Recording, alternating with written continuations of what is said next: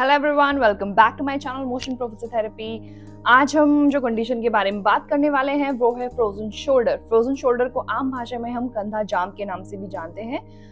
इस वीडियो में हम ये जानेंगे कि कंधा जाम क्या है, क्या कंधा जाम होने के कारण है और फ्रोजन शोल्डर में असल हमारे कंधे में हो क्या रहा है, इसके मुख्य लक्षण क्या हैं और हम कैसे इसका पता लगाएंगे कि फ्रोजन शोल्डर ही है या कोई और कंडीशन तो नहीं है कंधे की।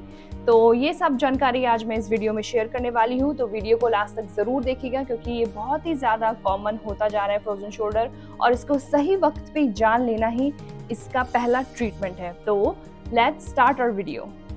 तो आइए जाने कि फ्रोजन शोल्डर क्या है।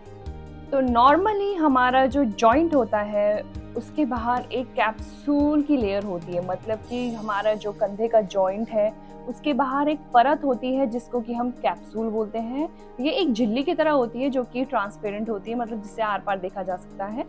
तो ये फ्रोजन शोल्डर में क्या हो रहा है कि जो कैप्सूल है, ये कैप्सूल नॉर्मली जो होना चाहिए वो लूज होना चाहिए, लेकिन फ्रोजन शोल्डर में जो ये कैप्सूल है यही बहुत ही ज्यादा स्टिफ और टाइट हो जाता है, जिसके कारण कि हमारा जो शोल्डर जॉइंट है वो बहुत ज्यादा अकड़ जाता है और इसी स्टिफनेस के कारण ही हमारे शोल्डर जॉइंट में पेन रहता है। तो फ्रोजन शोल्डर में हमारी हड्डी में कोई कुछ प्रॉब्लम नहीं हो रही है।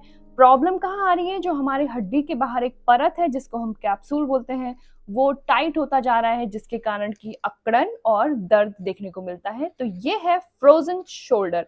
अब आपके लिए टॉपिक क्लियर हो गया है कि फ्रोजन शोल्डर किसी हड्डी की प्रॉब्लम की वजह से नहीं हो रहा है, ये आपकी कैप्सूल की प्रॉब्लम की वजह से हो रहा है।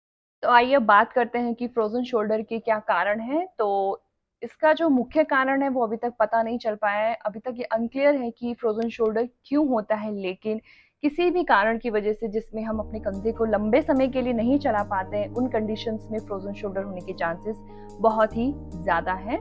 तो आइए अब जाने थोड़े बहुत रिस्क फैक्टर्स के बारे में कि फ्रोजन शोल्डर के रिस्क फैक्टर किन किन पेशेंट्स में ज्यादा है। तो सबसे पहले हम ले लेते हैं एज।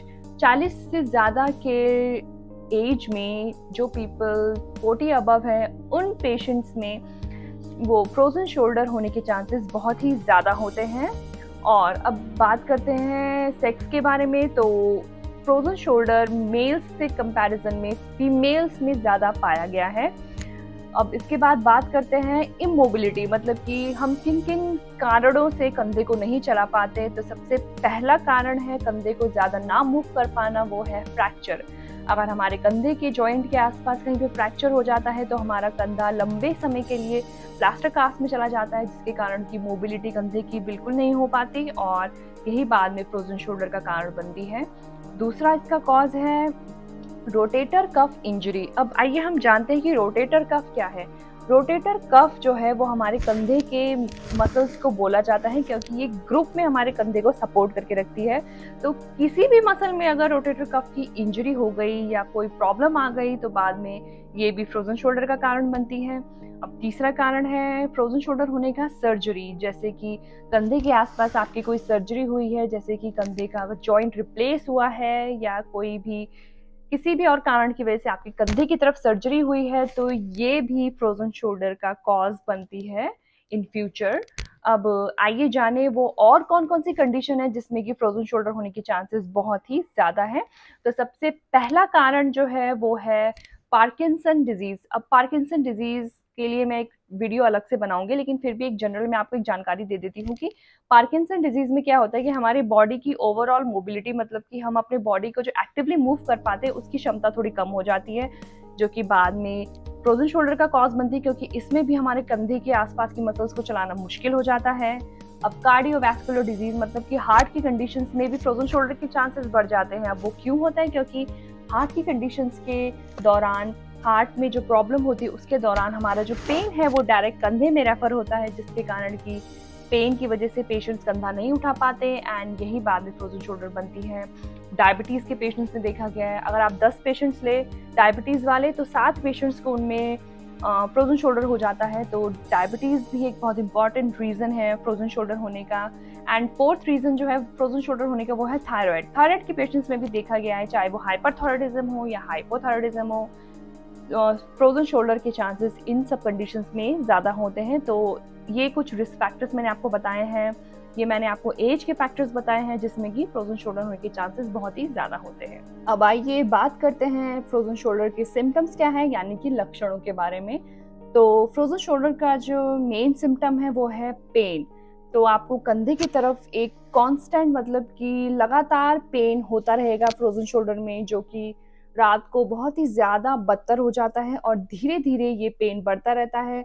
आपको कंधे के चारों तरफ अपनी अकड़न दिखाई देगी, कंधे की मांसपेशियों में दर्द महसूस होगा जो कि कभी-कभी आपके एल्बो तक भी जा सकता है। तो ये 2-3 कुछ इम्पोर्टेंट सिम्पटम्स है फ्रोजन शोल्डर के।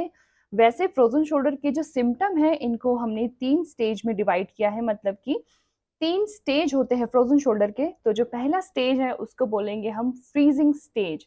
इसमें क्या होता है कि इस स्टेज में जो सबसे ज़्यादा दर्द रहता है, इस स्टेज में जो हमारा पेन का लेवल है वो सबसे ज़्यादा रहता है और ये दर्द इतना होता है कि ये रात को इस दर्द में सोना बड़ा मुश्किल हो जाता है। मतलब कि रात को पेशेंट्स कंप्लेन करते हैं कि रात को बिल्कुल नहीं सो पाते हैं, रात को उनके कंधे में बहुत ही ज़्यादा दर्द महसूस होता है। तो वो फ्रीजिंग स्टेज में होता है और इसमें दर्द धीरे-धीरे बढ़ता रहता है। ये जो स्टेज है फ्रोजन शोल्डर की, ये कम से कम 6 से 9 महीने के बीच तक ये पेन रहता है, मतलब कि 6 से 9 महीने के बीच तक ये स्टेज रहता है। अब दूसरा स्टेज फ्रोजन शोल्डर का है, इस स्टेज का नाम है फ्रोजन। अब इसमें क्या होता है कि कंधा हमारा जाम लगभग हो चुका होता है और जो हमारे कंधे का दर्द है वो जो फ्रीजिंग स्टेज में जो पेन था उससे थोड़ा बहुत कम रहता है, लेकिन दर्द इसमें भी होता है और इसमें आपके कंधे में एकदम मूवमेंट जो होता है वो बहुत ही ज़्यादा कम हो जाता है, जिससे कि रोज़मर्रा के काम करने में पेशेंट्स को बड़ी दिक्कत आती है। अब जैसे कि मैं आपको एग्जांपल देती हूँ कि पेशेंट्स बोलते हैं कि वो अपने हाथों को पीछे नहीं ले जा पाते, वो अपने बालों को अच्छे से नहीं बांध पाते, वो पीछे अपनी स्ट्रैप को नहीं बांध पाते, वो अपनी जेब से वॉलेट नहीं निकाल पाते। मतलब कि कोई भी ऐसी मूवमेंट जिसमें हमारा हाथ पीछे जाता है वो मूवमेंट करना बहुत ही ज़्यादा मुश्किल हो जाता है। और ये जो फ्रोज़न स्टेज है ये कम से कम आपके 4 से 12 महीनों के बीच तक ये स्टेज रहता है। और जो तीसरा स्टेज है फ्रोज़न शोल्डर में वो है थॉविंग स्टेज। अब इस स्टेज में क्या होता है कि पेन जो है पेशेंट्स का वो बिल्कुल चला जाता है, कंधे की एक्टिविटी जो है वो धीरे-धीरे वापस से नॉर्मल होने लगती है, लेकिन अप टू द मार्क जो आपका कंधा पहले जैसा मूव करता है वैसा मूव नहीं कर पाता। और ये स्टेज कम से कम 6 महीने से लेके 2 साल तक ये स्टेज फ्रोजन शोल्डर में थॉविंग स्टेज देखा गया है। अब आइए बात करते हैं डायग्नोसिस के बारे में, मतलब हम कैसे पता लगाएंगे कि फ्रोजन शोल्डर है। तो डॉक्टर सबसे पहले तो आपको फिजिकली एग्जामिन करेंगे, मतलब कि आपके मूवमेंट्स को डॉक्टर्स चेक करेंगे कि वो किस तरफ ज़्यादा रेस्ट्रिक्टेड है। डॉक्टर्स बोलेंगे आप अपने आगे हाथ उठा के दिखाइए, आप साइड में हाथ उठा के दिखाइए, आप अपने हाथों को पीछे करके दिखाइए। तो मैं एक वो टिप बताती हूँ आपको कि क्या डिफरेंस है फ्रोजन शोल्डर में और बाकी शोल्डर की कंडीशन में। तो सबसे जो पहला मूवमेंट जो फ्रोजन शोल्डर में हमारा रेस्ट्रिक्ट होता है, मतलब कि कंधातों की ऐसी मूवमेंट जो सबसे पहले फ्रोजन शोल्डर में ही चली जाती है वो है एक्सटर्नल रोटेशन। मतलब कि हम अपने हाथों को कुछ इस तरह से पीछे अगर लेके जाते हैं, चाहिए अगर आप ये वीडियो देख रहे हैं तो आप अभी इस वक्त मेरे साथ ये करके देखिए। अगर आप अपने हाथों को स्ट्रेट ऐसे उठाते हैं और पीछे लेके जाते हैं तो इस एक्टिविटी में आपको दर्द हो रहा है, या अगर आप अपने हाथों को पीछे नहीं लेके जा पा रहे हैं तो ये एक फीचर है फ्रोजन शोल्डर का। तो फ्रोजन शोल्डर में जो हमारी सबसे पहली मूवमेंट जो रेस्ट्रिक्ट होती है वो है एक्सटर्नल रोटेशन। तो इस मूवमेंट को हम एक्सटर्नल रोटेशन बोलते हैं।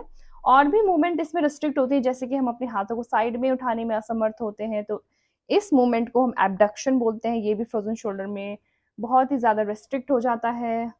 कोई भी मूवमेंट करते वक्त हमारे हाथों में, कंधों में बहुत ज़्यादा पेन चला जाता है फ्रोजन शोल्डर में, और डॉक्टर्स आपको एक्सरे की सलाह देंगे, कोई-कोई केसेस में एमआरआई की सलाह देंगे, ये रूल आउट करने के लिए कि ये फ्रोजन शोल्डर ही है या कोई और कंधे की कंडीशन तो नहीं है, जैसे ट्यूमर हो गया या कोई भी और कंडीशन जो कि आपके कंधे में पेन प्रोड्यूस कर रही है। तो ये कुछ physical examination, x-rays, MRI doctors आपको कंसल्ट करेंगे करने के लिए। तो ये कुछ तरीके हैं फ्रोजन शोल्डर को डायग्नोज करने के। और फ्रोजन शोल्डर का जो ट्रीटमेंट है और इसका प्रिवेंशन है, ये मैं अपनी नेक्स्ट वीडियो में लेकर आऊँगी। तो आज जैसे कि हमने फ्रोजन शोल्डर के बारे में अच्छे से जान लिया है कि फ्रोजन शोल्डर अब क्या होता है, तो नेक्स्ट वीडियो में हम ये इसके बारे में जानेंगे कि इसका क्या ट्रीटमेंट है, फिजियोथेरेपी ट्रीटमेंट, कौन-कौन से व्यायाम हैं जो फ्रोजन शोल्डर में सबसे ज़्यादा असरदार हैं, और अगर आप उनको डेली बेसिस पे करेंगे, रेगुलर बेसिस पे करेंगे, तो आपको अपने कंधों में बहुत ही अच्छा फ़र्क देखने को मिलेगा। तो वो मैं अपनी नेक्स्ट वीडियो में शेयर करूँगी। आज के लिए इतना ही। अगर आपको मेरा वीडियो पसंद आए तो please like, share and subscribe कीजिएगा मेरे चैनल को। एंड अगर आप मेरे चैनल पे नए हैं तो please subscribe my channel and don't forget to press the bell icon. और मिलते हैं हम अगली वीडियो में फ्रोजन शोल्डर के असरदार ट्रीटमेंट के साथ। So take care, have a great day.